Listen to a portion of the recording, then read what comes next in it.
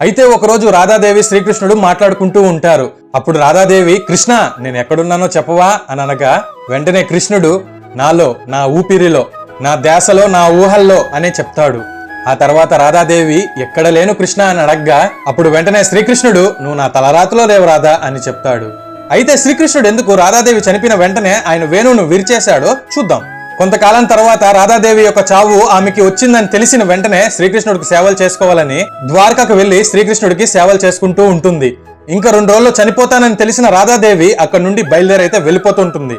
అప్పుడు రాధాదేవికి మరణం వచ్చిందని గ్రహించిన శ్రీకృష్ణుడు రాధాదేవి దగ్గరికి వెళ్లి, నీ చివరి కోరిక ఏంటి రాధా అని అడుగుతాడు. అప్పుడు రాధాదేవి నీ వీణగానం వినాలని ఉంది కృష్ణ అని చెప్తుంది. అప్పుడు వెంటనే శ్రీకృష్ణుడు తన వేణువును తీసుకొని రాధాదేవి కళ్ళు మూసేదాకా అలా వాయిస్తూనే ఉంటాడు. ఆ తర్వాత రాధాదేవి యొక్క ఆత్మ అనేది శ్రీకృష్ణుల్లోకి ఏకమైన తర్వాత, నా రాధాదేవి విన్న ఈ చివరి వేణు అనేది ఇంకెవరు